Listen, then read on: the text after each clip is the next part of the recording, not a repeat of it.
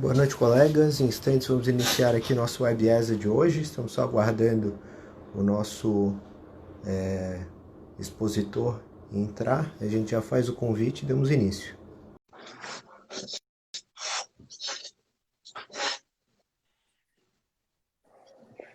Boa noite, professor Lamy. Tudo bem? Boa noite, André. Como é que tá você? Tudo bem? Tudo bem. Boa noite a todos que estão nos assistindo. Vamos dar início ao WebESA de hoje. Vamos falar sobre compliance e análise de riscos. É uma honra muito grande receber o professor Lamy aqui, que já foi nosso diretor-geral da ESA, foi também meu orientador no mestrado, então um motivo de satisfação pessoal também, uma pessoa que eu admiro muito. O professor Lamy é doutor pela PUC de São Paulo, professor da Universidade Federal de Santa Catarina, advogado e presidente da Comissão de Compliance da OAB. O professor vai fazer uma explanação de 30 a 40 minutos sobre o tema. Podem ficar à vontade para fazer colocações, perguntas, questionamentos, e ao final a gente conversa sobre essas perguntas, vamos explorar mais o tema de acordo com a participação de vocês. Professor Lamy, a palavra está com o senhor. Tudo bem, boa noite a todos. Uma alegria participar de um evento organizado pela Escola da Advocacia mais uma vez. Eu diria que o trabalho na Escola da Advocacia, estou tentando achar a posição aqui para o telefone, mas está difícil. Vou segurar assim, depois a gente vai tocando. O Uhum. trabalho na Escola da Advocacia é muito satisfatório, pelo menos eu diria que foi uma satisfação muito grande ter passado os anos todos, não apenas como professor, mas também dirigindo a escola. E eu vejo que depois com o Pedro Miranda e hoje com o Marcos Vinícius Borges, a escola se desenvolveu cada vez mais. Hoje nós temos a TV ESA, por exemplo, que é uma iniciativa sensacional. A escola participa de eventos, desenvolve uma série de questões que são muito importantes para os advogados. Então, é uma alegria muito grande poder participar de iniciativas da Escola da Advocacia. E eu quero agradecer, portanto, o convite primeiro ao Marcos Vinícius Borges, diretor-geral da escola, e quero agradecer o convite também a você, André, pela atenção, não apenas pela convivência nos últimos tempos e anos aí, mas também por participar hoje à noite dessa iniciativa para a gente falar sobre compliance e sobre compliance juntamente com análise de riscos, que é um tema tão importante. Com relação especificamente ao nosso tema, o que eu acho importante é que nós possamos fazer um encontro de circunstâncias que a gente possa entender o motivo histórico, inclusive, de análise de riscos ser, já há muitos anos, um tema essencial para quem estuda compliance, mas, acima de tudo, ser um tema muito importante nesse momento da pandemia, uma vez que muitas organizações desenvolveram comitês específicos para análise do risco no momento da pandemia, a fim de enfrentar da melhor forma possível e de maneira absolutamente interdisciplinar os desafios trazidos por conta do Covid-19. Então, esse é um tema importante e atualíssimo, que eu fiquei muito feliz também pelo convite vir em relação a essa temática. Bom, vamos lá. Então, o que o compliance, o que a gente precisa conceber a respeito do compliance para poder entender de que forma que ele incide junto à questão da análise de riscos? Primeiro, sempre que nós pensamos em compliance, precisamos entender que para a cabeça de um advogado, o compliance consiste no cumprimento normativo voluntário.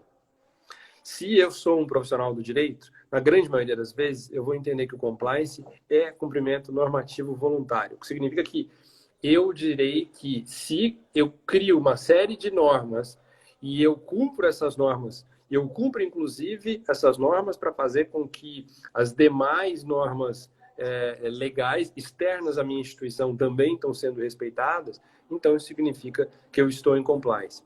Então vejam vocês que nessa situação, imaginam vocês o Magazine Luiza. O Magazine Luiza tem lá os seus funcionários e uma certa vez, a Luiza Helena Trajano teve uma funcionária que foi agredida pelo marido e morta. E naquela circunstância, ela ficou muito preocupada com a situação e disse, olha, eu preciso criar uma forma de proteger as pessoas, independentemente da proteção estatal. Então, vejam, nessa circunstância, o que ela provocou foi não apenas uma normatização interna, mas também uma fiscalização e canais de comunicação que pudessem considerar situações vividas por todas essas pessoas do corpo de colaboradores da empresa. Então, sobre esse prisma, sobre o prisma legal, compliance é cumprimento normativo voluntário. Quer dizer, eu, pela minha vontade, me esforço de várias formas diferentes para fazer com que as normas sejam cumpridas, tanto internas quanto externas. Só que o problema é que essa é uma visão absolutamente limitada da realidade que envolve compliance. A realidade que envolve o compliance tem uma série de outras questões que são muito importantes. E eu diria, dentre essas questões, que nós precisamos considerar quais são elas, né? Então, vejam vocês, quando nós pensamos, eu vou aqui falando, vamos lá. Quando a gente pensa no compliance, sobre o prisma não puramente legal, né? Quando nós pensamos no compliance sobre um prisma que não é puramente legal, nós pensamos nele de outras formas. Então, a gente tem que considerar outras realidades, tá? E a primeira das realidades que precisa ser considerada é uma realidade gerencial. Porque compliance sobre o prisma gerencial tem uma lógica bastante distinta, né? Sobre o prisma gerencial, o que o compliance significa, na verdade, é que todas as vezes que nós lidamos com circunstâncias que exigem decisões interdisciplinares, nós vamos estar trabalhando com uma lógica de fazer com que as pessoas entendam as melhores decisões possíveis. Ou seja, eu não estou trabalhando mais com a lógica de lícito e ilícito, sanção. Não estou trabalhando com isso. Eu estou trabalhando com uma análise daquilo que eu vou aceitar correr em termos de risco. Ok? Então, a definição daquilo que gerencialmente eu aceito correr em termos de risco e daquilo que gerencialmente eu não aceito correr em termos de risco é completamente diferente. Sobre esse prisma, a essência é que o compliance seja a principal técnica de governança corporativa. E quando nós pensamos como técnica de governança corporativa principal, entenda-se a técnica mais difundida de governança corporativa. Então, quando eu trabalho em governança e eu trabalho coletivamente, eu estou pensando em duas coisas, tá? Dois assuntos que são muito importantes dentro da governança, em qualquer equipe, em qualquer situação. Primeiro, representatividade adequada. Só pessoas competentes que tenham capacidade de lidar com as situações e influenciar da melhor forma possível as decisões devem trabalhar no âmbito do compliance da minha organização. Então, a primeira delas, representatividade adequada. Ok? E a segunda delas, democracia. Né? A ideia de você ter representatividade puramente democrática. O que significa isso? Ter os setores todos de uma organização participando da governança. Então, sobre esse prisma, o compliance é uma técnica de gestão porque ele é uma técnica de governança. Ele é uma técnica de fazer com que eu tenha participação de todos, tenha comunicação, tenha engajamento, tenha envolvimento, melhore, consequentemente, a qualidade daquilo que eu executo dentro da organização por conta dessa característica toda de envolvimento. Então, sob o prisma de gestão, as técnicas de compliance também precisam ser consideradas. E o profissional, para ele entender, portanto, que existe essa interface, ele precisa ou de um estudo muito atento dessas questões de gestão, dos temas de gestão que envolvem o compliance, ou precisa de bastante experiência em organizações em que isso tudo tenha sido necessário, né? Em que não apenas o aspecto legal tenha sido necessário. Vejam vocês que normalmente, da parte do advogado, principalmente do profissional do direito, a gente tende a olhar para o compliance sob o prisma normativo. Então, essas pessoas vão dizer, olha, eu preciso pensar em como vai ser o melhor manual de compliance, como é que vai ser a melhor norma para essa instituição, de que maneira a instituição vai ter a organização dos capítulos, quantas políticas nós vamos ter, de que maneira que eu vou estabelecer essas políticas e de que forma essas políticas vão se tornar normas que vão servir de modelo, inclusive, para outras instituições. Quer dizer, eu vou fazer uma norma muito boa, uma norma praticamente perfeita. Sendo que, na verdade, muitas vezes, como cada instituição é um pouco um locus da nossa sociedade, por mais que eu tenha normas boas, eu preciso de ter pessoas boas, eu preciso ter gente comprometida. Muitas vezes, se a norma não for tão sensacional, mas eu conseguir, por meio das técnicas de gestão, fazer com que as pessoas se envolvam e entendam claramente o sentido disso, o programa vai ser mais efetivo do que um programa não efetivo. Vejam, se vocês analisarem o programa de compliance da Vale do Rio Doce a respeito das questões ambientais, as normas são sensacionais. Se você analisar o Estatuto do Comitê de Compliance, por exemplo, da Petrobras, também são normas sensacionais. E eu não estou dizendo que hoje, eu estou falando de questões de anos atrás. Então, no fundo, não é essencialmente a qualidade da norma apenas. A qualidade da norma é importante, sim, nós estudamos isso, a gente tem que garantir e proporcionar isso como profissionais que trabalham com isso também. Mas no âmbito gerencial, na maioria das vezes, os profissionais do direito tendem a ter dificuldade, né? Então, o tema, eu estou situando aqui, o tema da análise de riscos é isso. Significa a gente entender sobre gestão e a gente entender que dentro da lógica de compliance, nós precisamos trabalhar com uma série de outros elementos que são essenciais, porque nós estamos trabalhando com governança corporativa. E a governança corporativa faz com que a gente precise ter participação, engajamento, compreensão da instituição, conhecimento do mercado, né? Então você precisa ter uma série de coisas. Veja, a própria realidade mercadológica do profissional do direito faz com que, na maioria das vezes, ele acabe trabalhando, especialmente se você é profissional liberal, você acaba trabalhando com um número de casos de clientes e de interesses bastante diversos. E a atuação no âmbito do compliance tal e exige tal atenção que é muito difícil você ter esse número de interesses que você esteja defendendo. Você faz compliance de uma organização que concorre com outra organização e essas organizações precisam de um programa bastante significativo aí de compliance, você não faz nenhum sentido você depois trabalhar com uma organização concorrente, né? Assim como na advocacia, por vezes, não vai fazer sentido, tá? Mas tudo isso para a gente poder chegar, então, nessa lógica de que o compliance, quando nós pensamos em todas as fases, hoje em dia o pessoal está acostumado já a entender o que são todos os instrumentos de compliance, né? Os principais instrumentos. Você ter canais de denúncia, você ter manuais, você ter treinamento, você trabalhar com formas de engajamento da equipe como um todo e você fazer diligência, seja diligência de terceiros, seja de prestadores, seja de tomadores de serviço, seja diligência, né? Todas as formas pelas quais você tem noção do patrimônio das pessoas com quem você está lidando, crédito das pessoas para quem você está vendendo. Então, tudo aquilo que a gente faz em termos de análise de risco, vejam, tudo isso, a diligência, já é uma mensuração do problema que eu posso ter. E nenhuma organização vive sem essa mensuração. Nós precisamos sempre ter uma noção clara do problema que você pode ter, tá?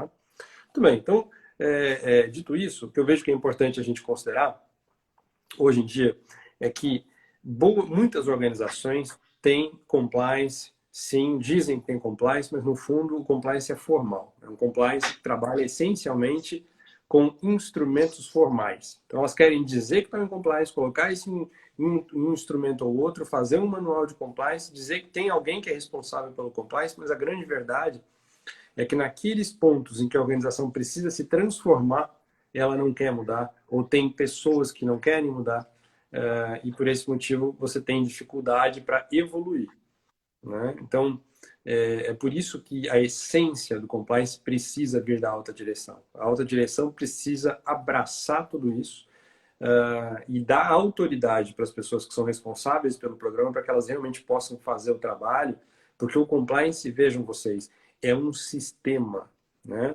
Estava escrevendo um trabalho recentemente agora com o doutor Bruno, que é nosso membro da comissão de compliance, né, com o Dr. Rafael também, que é conselheiro da OAB, ia me orientando no mestrado na Universidade Federal, e a gente estava falando exatamente sobre a importância do compliance visto como sistema, o que significa que ele não é apenas um projeto, ele é muito mais do que isso, ele não é apenas um processo, Por quê? Porque ele acontece dentro de todas as áreas da organização, né? Então, ele é essencialmente interdisciplinar, tá? Então, por esses motivos, é que dentro de uma lógica de compliance substancial, o que a gente busca? A gente busca um termo que é muito utilizado, inclusive, na doutrina portuguesa, que é o enforcement, tá? Enforcement. O que é isso? É você buscar formas para fazer com que o teu compliance saia do papel, né? De que maneira?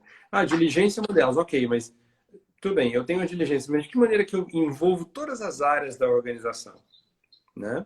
E é por isso que, como o compliance é uma técnica de governança, você precisa de colegiados. É muito importante que a gente tenha várias pessoas trabalhando juntas. E esses colegiados têm que representar áreas diferentes da organização, mas com competência. Não adianta eu só trazer pessoas que são de áreas diferentes se elas não tiverem competência para entender de contabilidade um pouco, para entender dos contratos, para entender do dia a dia dos riscos que a organização corre. E aí, vejam vocês que dentro dessa lógica é que a gente vai entrar na análise de riscos. Porque o que a análise de riscos faz é que, se você conhece bem a operação e todos os âmbitos dessa operação, você vai traçar critérios dentro dos quais você coloca o risco. Vai, ao longo do tempo, por esse comitê de compliance, reconhecer riscos. E aí você vai o tempo inteiro mapear esses riscos. E enquanto você estiver trabalhando com essa questão, enquanto você estiver trabalhando no compliance da organização, você vai mapear o risco, vai analisar claramente o que é o apetite de risco. O apetite de risco, vejam vocês, é a prioridade, é a definição colegiada de maneira democrática dentro de um comitê de compliance a respeito da prioridade, de que forma que eu devo atacar esse risco, qual risco que é mais importante ser atacado agora, qual deles é urgente, qual deles não é, qual deles tem importância estratégica, qual deles não tem. Vejam, isso é o apetite, eu faço uma política clara com relação ao apetite ao risco. Esse não é um documento, vejam vocês, não é um documento público, é ao contrário do manual, por exemplo, isso é um documento que tem uma série de informações sigilosas estratégicas para qualquer organização, mas o mais importante é que esse documento permite a atuação do compliance para que você saiba exatamente o que você tem que fazer e como fazer. Então, é esse documento que permite que você tenha uma de que forma que você deve atuar, tá? E quando eu digo você, eu digo a equipe de compliance, né, o oficial de compliance, a consultoria que estiver trabalhando com compliance dentro da organização. E para a organização como um todo também, né? Mas as pessoas têm que estar envolvidas. A essência é que elas entendam o sentido disso, entendam a importância disso e estejam envolvidas. Então, é toda uma lógica de sensibilização, tá? Ok, agora de que forma você faz? Né? Como é que é na prática? De que jeito que eu executo isso? Tá? Vejam, existem classificações utilizadas no mundo inteiro hoje a respeito de risco. Então, eu vou falar sobre duas classificações que ajudam bastante a gente a entender tanto o apetite de risco quanto o risco. A primeira delas é a classificação geral do COSO. Tá? O COSO é a comissão das organizações formadas pela Treadway. Tá? E a Treadway é um conjunto de organizações nos Estados Unidos, por exemplo, a OAB americana, por exemplo, algumas universidades, e ao longo dos anos foram estabelecendo padrões para controle. Quais são os principais padrões de controle? São os padrões da contabilidade, que são universais, e os padrões do compliance. E no caso do compliance, um dos padrões mais utilizados é exatamente o padrão que o COSO fez para análise de riscos. Então, dentro disso, você pode ter uma versão simplificada dessa análise ou uma versão um pouco mais aprimorada para cada instituição, que é o que a gente sempre busca. Então, a versão simplificada para isso vai trabalhar assim. Eu tenho sempre um possível risco. Vamos lá, o que é um risco? Vamos definir risco.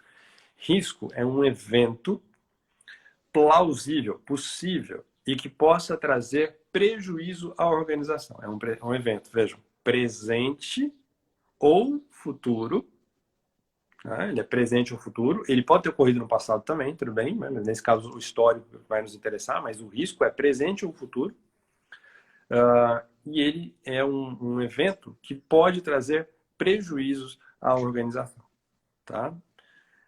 Em algumas circunstâncias, correr riscos pode trazer benefício. E essa é uma questão que você analisa sempre na análise, né, como eu disse, no apetite ao risco. Tá? Mas o ponto central é que ele pode trazer prejuízo para a organização. E aí, você vai analisar esses eventos de acordo com a forma como você, dentro de cada organização, achar melhor. Tá? O COSO sugere algumas classificações, mas ele diz o seguinte: o risco eu preciso considerar sobre dois critérios gerais. Eu preciso considerar o impacto de um risco e eu preciso considerar também a probabilidade desse risco. Tá? E como é que o COSO faz isso? Ele sugere que cada um dos riscos que eu tenha, eu classifique. Por exemplo, imagine uma empresa que tem algumas normas trabalhistas, né? E tem uma série de pessoas, uma indústria, tá? E ela tem um risco de estar descumprindo alguma norma trabalhista. E você tem que ficar atento ao risco de descumprimento trabalhista. Imagine que essa empresa tenha, por exemplo, representantes comerciais que, na verdade, só trabalham para ela, cuja empresa tem nota serial, né? Então você vai fazer a sua diligência e você percebe logo que tem um risco trabalhista grande aqui, porque essas pessoas trabalham já há bastante tempo, tá? Então você coloca isso na matriz e uma vez colocado na sua matriz de risco, você vai analisar agora segundo esses critérios do COSO, entendeu? Então o risco, vejam vocês, só para deixar bem claro isso, ele na maioria das vezes ele é um risco legal, ele pode ser um risco reputacional. Tá? Eu até anotei aqui para trazer para vocês. Né? Então, ele pode ser um risco legal, ele pode ser um risco reputacional, ele pode ser um risco de subscrição, que é risco que está ligado com você não ter dinheiro para honrar suas obrigações. Tá? Ele pode ser um risco estratégico, ou ainda ele pode ser um risco operacional. Tá? Essas são as principais classificações que o COSO faz em relação a isso. Mas você pode fazer a classificação que você achar melhor dentro da empresa, desde que você respeite o mesmo critério. Né? Então, qual é o critério que essa classificação utiliza? É o critério de temas considerados essenciais pela maior parte dos administradores. Eles consideram... Qual é o critério deles? Temas essenciais. Por quê? Porque a sobrevivência do negócio depende deles. Tá? Todos os demais temas, a sobrevivência não estaria totalmente ligada com eles. Tá? Então você consegue dali trazer uma série de outros riscos. Né? Mas vejam, o impacto ele vai ser sempre classificado dentro dessa lógica. Então vejam, qual que é o impacto operacional de determinado risco? Qual que é o impacto reputacional de determinado risco?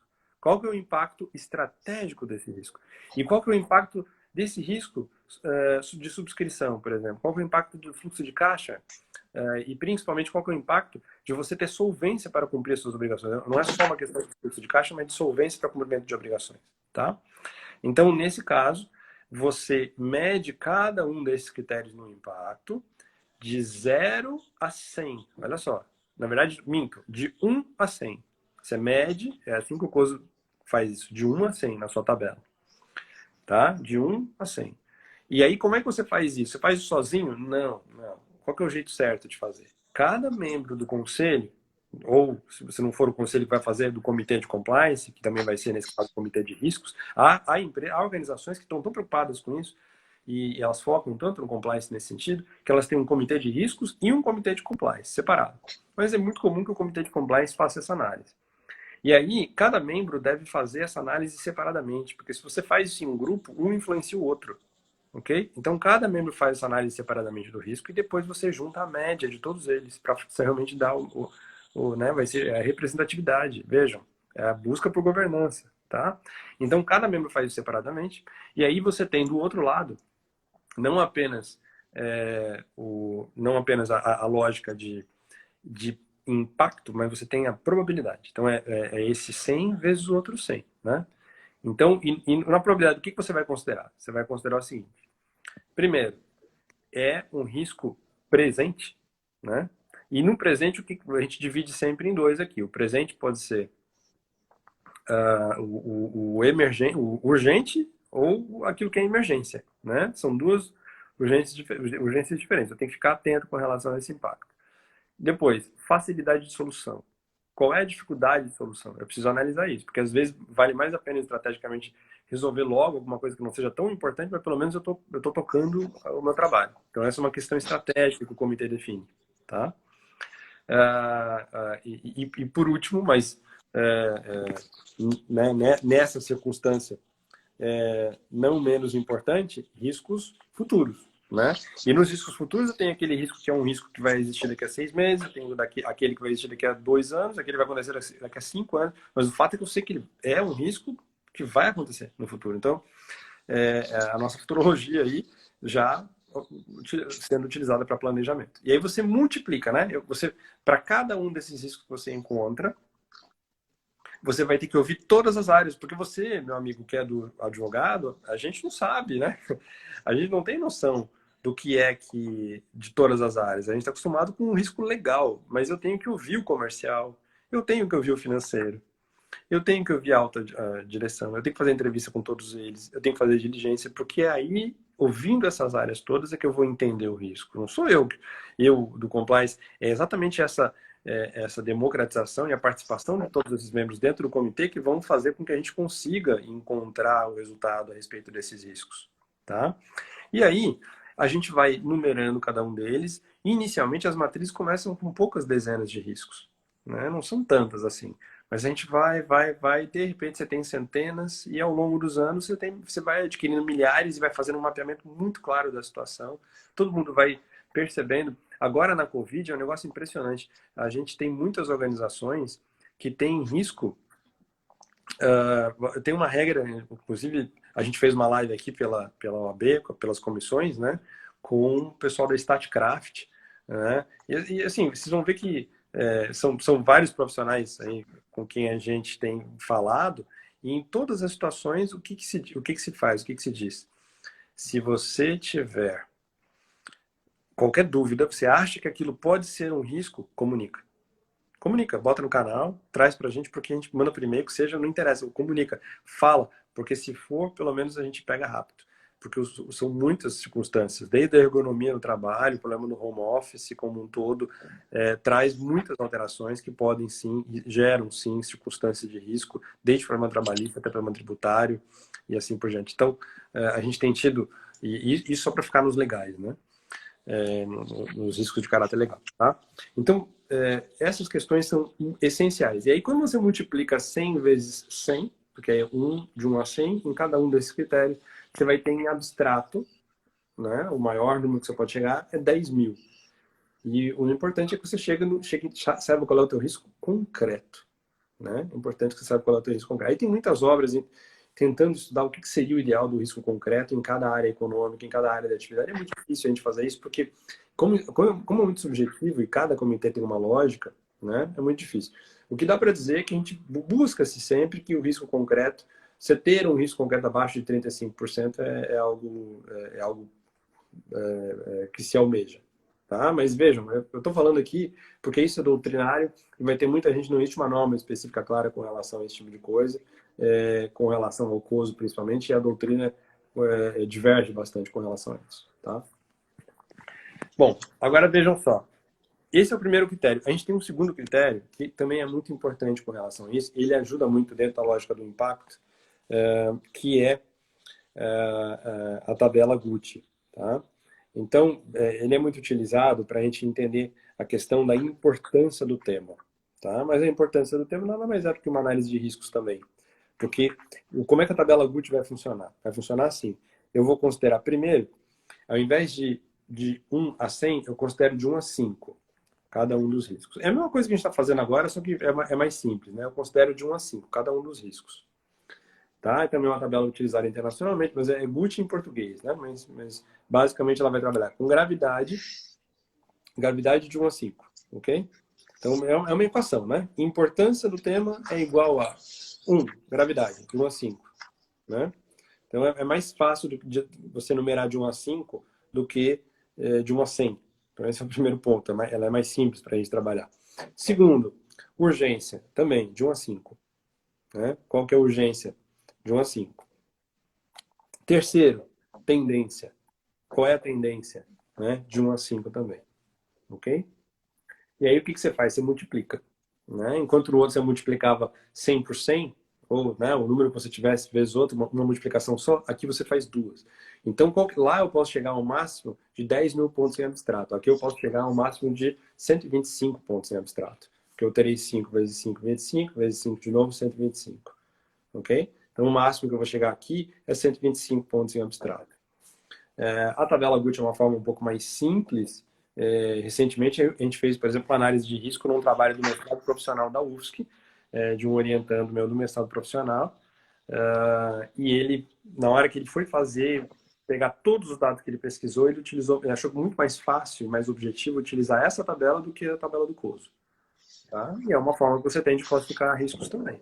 E se você quiser, faça as duas, porque o importante é fazer leituras. Eu tenho que fazer uma leitura para me ajudar. Então, não tem nenhum problema eu utilizar mais de um critério para levar para as pessoas e tentar entender a minha realidade, os meus riscos. Ok? Agora, um ponto muito importante sobre a análise de riscos é o seguinte. Não existe organização que não consegue correr riscos. Não existe isso. E nós estaríamos sendo hipócritas de achar que toda organização consegue evitar correr riscos. Todos os riscos. Isso não acontece. Então, a essência do compliance, por conta da sua interdisciplinaridade, não é fazer com que as organizações sejam perfeitas. É fazer com que elas não sejam hipócritas. Essa que é a diferença. Então, você tem organizações que estão em compliance que admitem que, em algumas circunstâncias, elas vão conseguir lidar e eliminar determinados riscos. Mas, alguns riscos, elas olham e falam, isso aqui talvez valha a pena correr. E é aqui que entra aquela questão que eu disse do benefício, né? Porque às vezes você tem riscos que são complicados porque eles só podem trazer prejuízo. Mas alguns riscos, dependendo da circunstância, podem trazer benefício. Você pega, por exemplo, o risco de subscrição, é um típico risco que pode trazer benefício, porque você tem muito direito de solvabilidade só para poder ficar ali, isso só vai acontecer porque uma norma diz, porque né, você tem obrigado a cumprir, mas se a norma não disser, você tem que ter uma análise bem concreta disso, porque senão você vai perder dinheiro de investir no seu negócio. Ok? Então, essas são situações em que você tem que considerar bastante, sim, o risco. Tá? É muito importante considerar bastante, sim, o risco.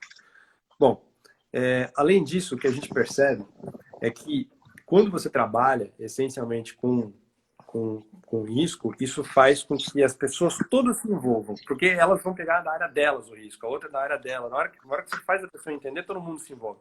Então, o risco é uma das maneiras de fazer com que o compliance pegue dentro da instituição.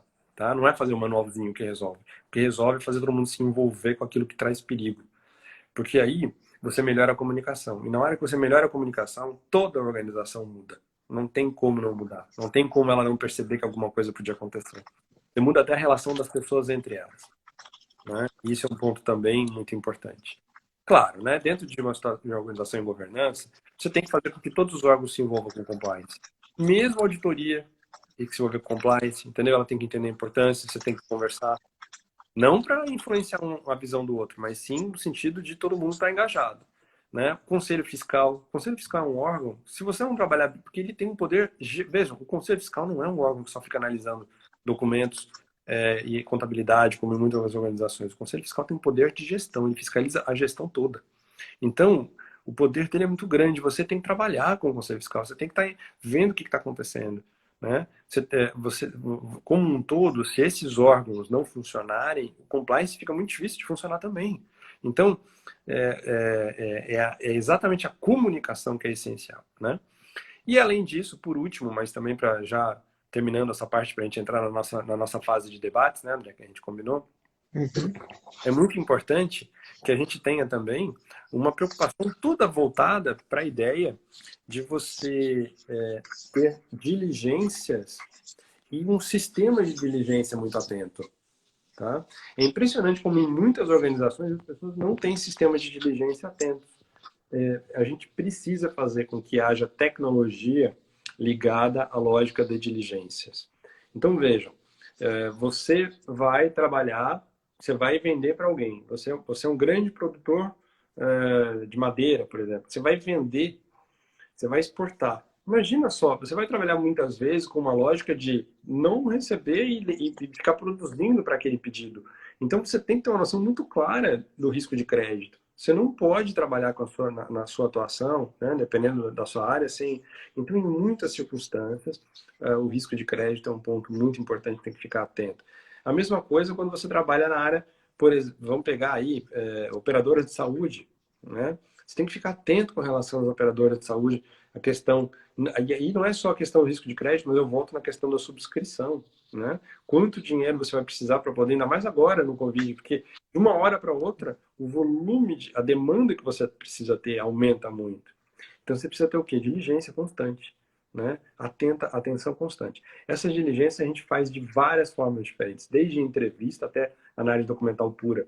Mas hoje em dia você faz diligência também através de sistemas de software. É impressionante as informações que a gente consegue através dos dados que você consegue pegar na internet. E os sistemas de software que ajudam a fazer a diligência, eles não... Vejam, o sistema de software, muitas vezes essas informações você conseguiria sem o sistema, só que você vai conseguir muito mais rápido por meio do sistema. Né? E nós precisamos, porque o tempo é essencial, o timing é muito importante. Eu preciso da informação antes, não depois. Né? E aí não vou querer entrar aqui na questão, por exemplo, né, dessa discussão do momento dos ventiladores em si, mas o que eu posso dizer muitas vezes você tem estruturas com pessoas que estão se dedicando para fazer isso, mas o que não existe dentro da organização é a agilidade e a velocidade para que você consiga realmente impedir se você não utilizar a tecnologia. Né? Não estou querendo fazer aqui propaganda nem publicidade dos sistemas que existem no mercado hoje, mas estou dizendo só que isso acaba sendo, sim, muito importante para a gente conseguir realmente diminuir os riscos, tá?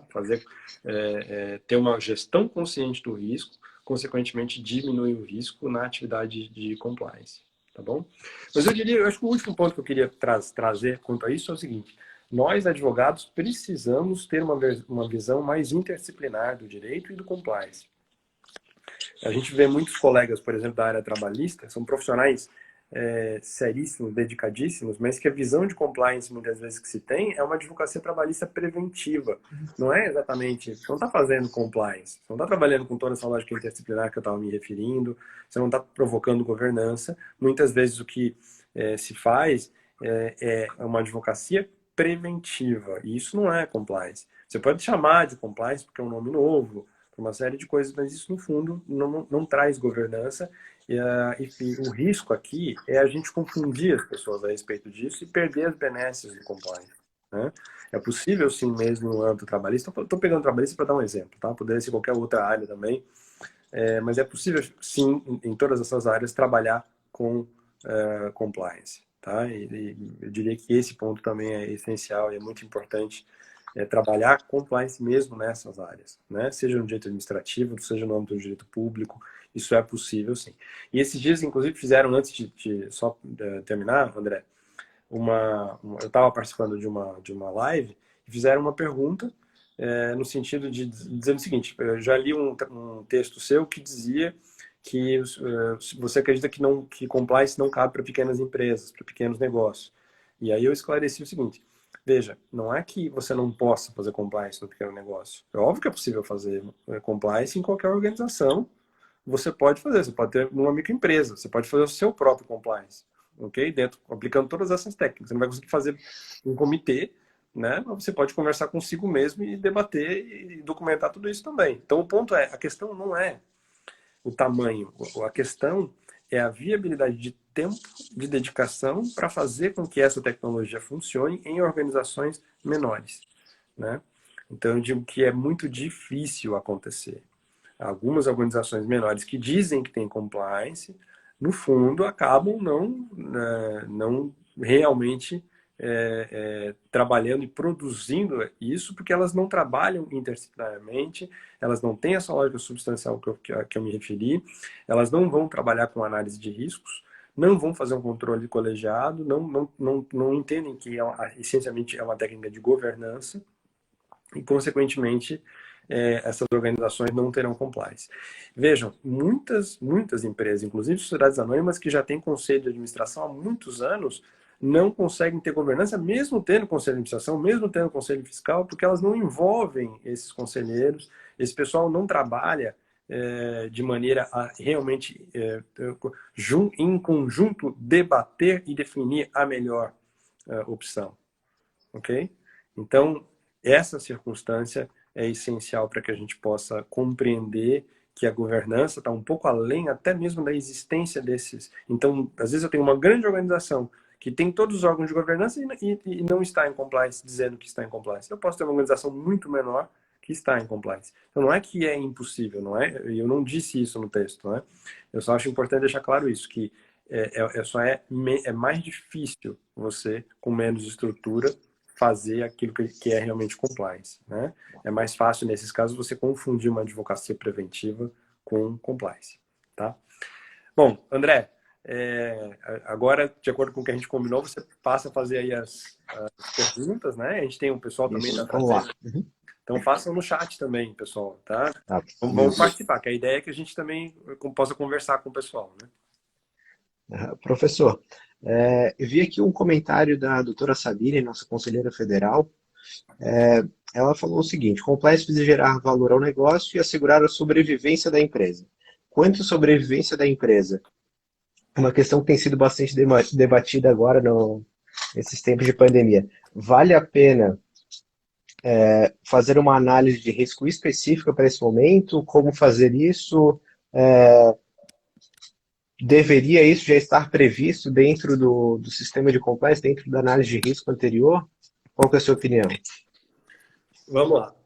O que eu acho que é importante, tá? Primeiro, análise de risco com relação à pandemia, todo mundo, por mais sério que você seja em relação a acontecer, não é comum você ter uma organização que vai imaginar que uma pandemia que acontece de 100 em 100 anos poderia acontecer esse ano.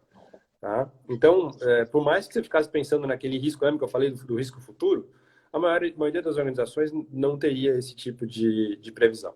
Então, na hora que a coisa começou realmente a acontecer, muitas organizações passaram a ter comitês específicos de enfrentamento da Covid, dentro dos quais se passou a discutir riscos. Alguns não, só passaram a tomar medidas, mas outros entraram bastante na questão dos comitês sob o prisma da análise de risco.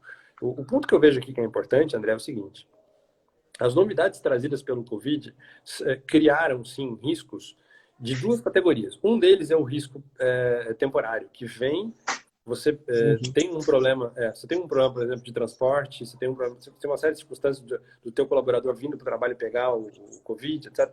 Então, você tem sanitários, né? Tem vários riscos que a gente passou a ter dentro da organização, tem que usar máscara, as organizações não sabem direito como fazer, o pessoal trabalha metade do tempo, trabalha metade, outros estão em todos.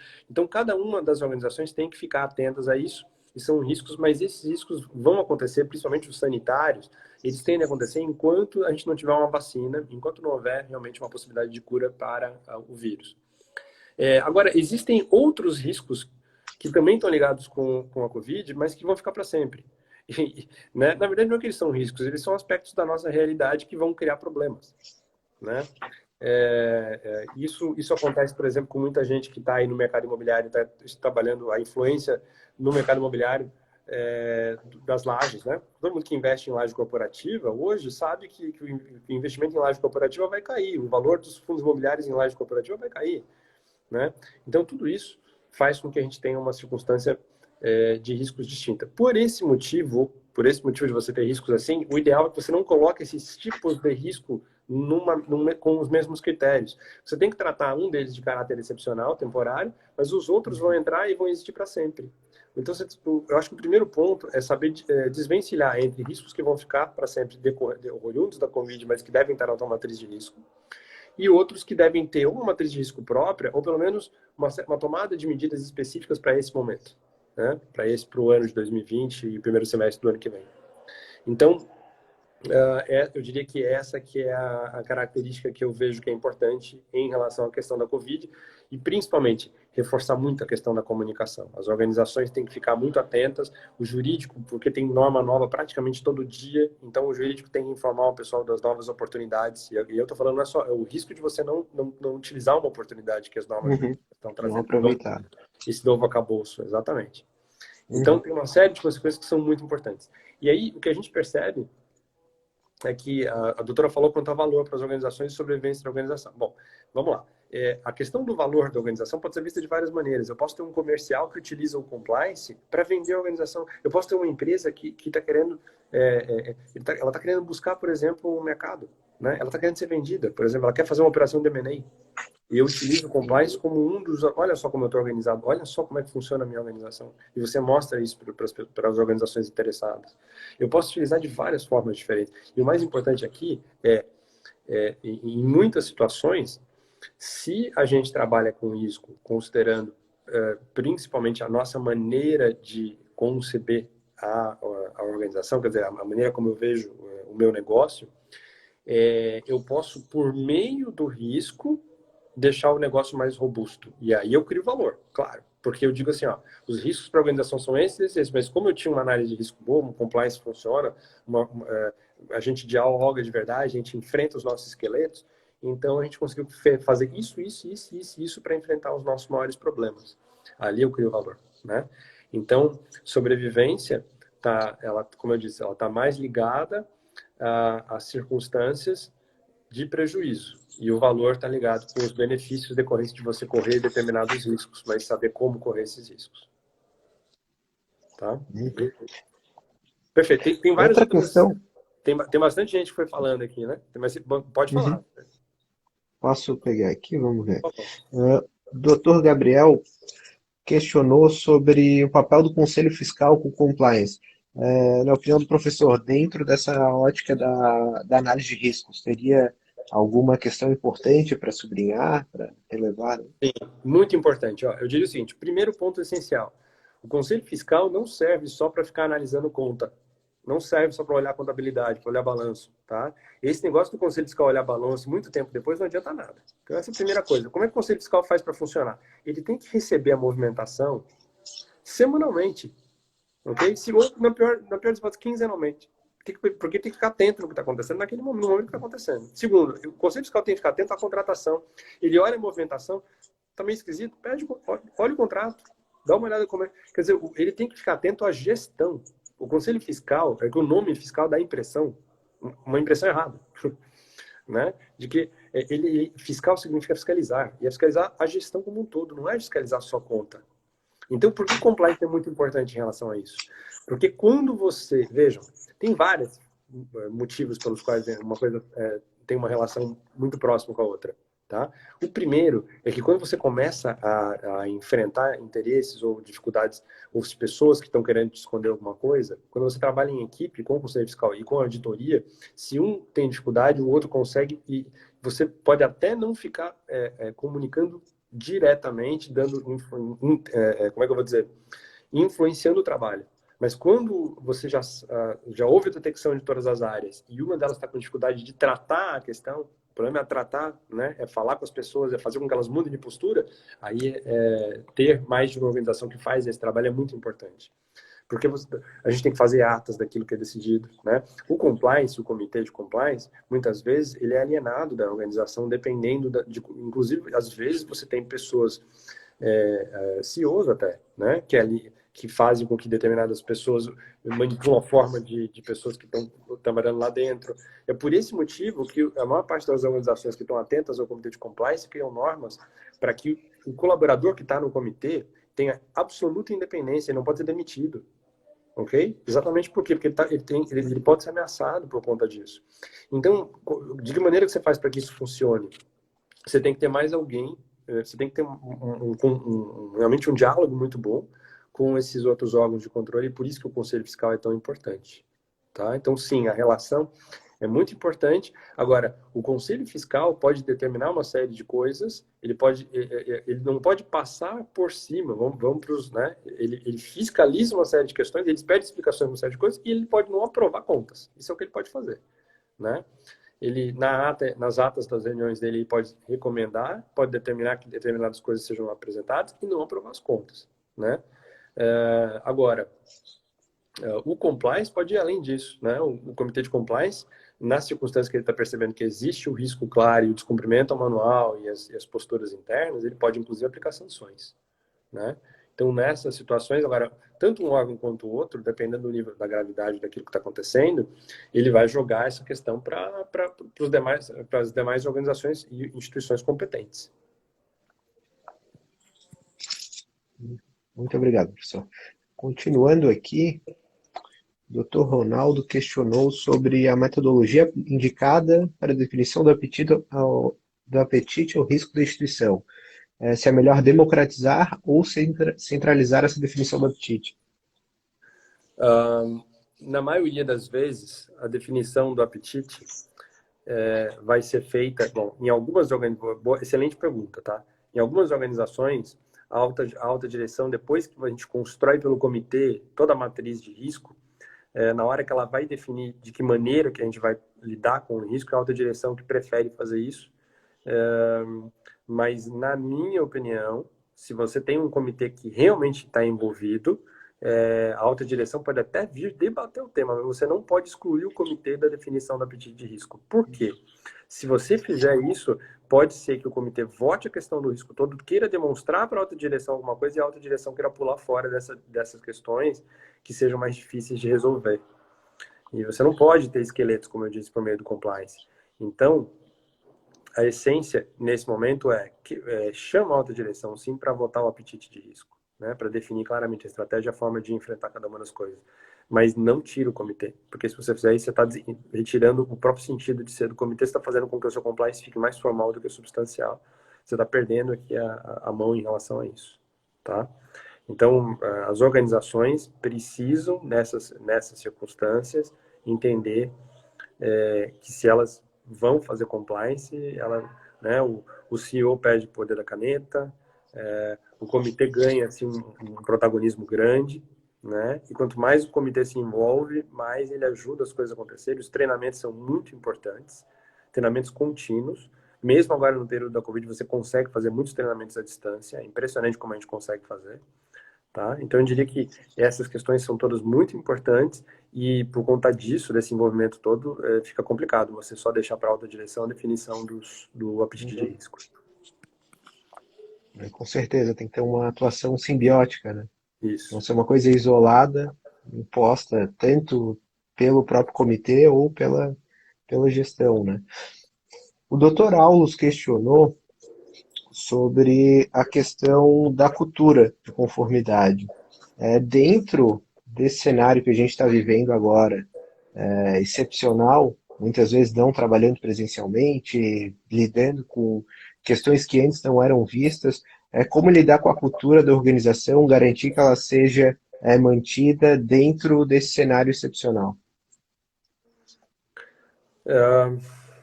Eu acho que a primeira coisa é identificar essa cultura, para entender muito bem como é que ela funciona, né? Como o próprio Dr. Aulus colocou, tone at the top, né? Quer dizer, se não vier de cima clara a mensagem com relação à conformidade, a gente não vai conseguir manter a ideia de conformidade e o compliance não vai funcionar. Então, quando uma organização tem compliance e ela está preocupada em manter a cultura dela, ela tem que entender quais são as suas raízes, o que fez com que ela desse certo até agora, o que fez com que ela desse ou tivesse problemas até agora. E aí ela vai manter essas características, mas vai criar questões novas para se adaptar a esse momento. Esse momento de transição que mais tem exigido das organizações é isso, é a adaptabilidade. Tá? É a capacidade de você se adaptar a uma circunstância de maneira veloz, agilidade na adaptação. Então, as organizações que têm conseguido aumentar, e não são poucas, produtividade nesse período de home office, estão saindo, obviamente, melhor. Aquelas que estão conseguindo contratar, encontrar novos nichos de mercado, estão saindo melhor. Aquelas que conseguiram diversificar melhor os seus mercados e a sua forma de atuação, estão saindo melhor. Então, isso teve que acontecer muito rápido para muitas organizações. Algumas já estavam estruturadas para a hipótese de acontecer alguma coisa, mas outras tiveram que se diversificar muito rapidamente. Então, eu diria que a melhor maneira de você manter a cultura, é identificar bem que cultura é essa, quais são as características que a gente tem. Porque, na maioria das vezes, aquilo que a gente chama que é a cultura das pessoas nada mais é do que dons das principais pessoas que trabalham realmente naquela organização, dentro de cada função, sabe? Aquela pessoa que tem um dom de fazer isso, um dom naquilo, esses dons, essas habilidades, elas mostram muita cultura. Então, por isso que a organização são essas pessoas, né? Então, esses dons dessas pessoas, Reflexos dela. exatamente, é reflexo muito dessas pessoas. Então, você tem que incentivar que essas pessoas mantenham a característica delas, não fiquem com medo de trabalhar no meio da pandemia, dar segurança para elas, né? Por exemplo, a organização que faz vacinas, que paga a vacina da pneumonia, que paga a vacina da gripe, né? Que organiza, a OAB mesmo aí, de disponibilizar para os advogados, né? É muito importante você fazer todas essas vacinas nesse momento. Você sabe que a pessoa está, né, disponibiliza máscara, né? Tem álcool gel em todo que é canto, tem uma série de normas de realmente higiene sanitárias que estão sendo atentas, disponibiliza o pessoal trabalhar em casa, não precisa ver, portanto, o tempo inteiro, provoca formas de congraçamento para saber como é que está, apoio psicológico nesse momento, né? Coloca alguém. Então, quanto mais você puder disponibilizar para a pessoa ser ela e se sentir segura, sabendo que vai passar, né? Melhor. Porque as pessoas vão continuar mantendo aquilo que elas têm de melhor no trabalho também. Dá um suporte para a normalidade, né? Uhum. Professor, estamos nos nossos minutos finais e como pelo Instagram depois dos 60 minutos cai automaticamente, então vamos ter Perfeito, que encerrar. Eu perfeito. queria agradecer mais uma vez em nome da ESA, da Escola Superior de Advocacia, da OAB, pela explanação, por ter participado, conversado aqui sobre um tema tão importante, ainda mais no momento em que nós estamos. Muito obrigado, foi uma honra recebê-lo e passo a palavra para as suas considerações finais. Perfeito, André. A consideração final que eu tenho é que foi um prazer participar dessa iniciativa da Escola da Advocacia. Foi um prazer dividir hoje, agora à noite, esse debate contigo e com os colegas que acompanharam também. Eu quero agradecer as perguntas e a participação dos colegas, dizer que eu fico à disposição para estar em contato com os colegas aí sempre, né? Pode ser pelo meu e-mail, lami@lflami.com. E dizer também que esse é um tema dos temas do futuro, da advocacia desse século. Né? Então, a gente tem que ficar atento a essa visão interdisciplinar cada vez mais. Tá? Então, boa noite a todos. Muito obrigado pela atenção de todos vocês. Né? E que nós possamos estar tranquilos, seguros e com saúde.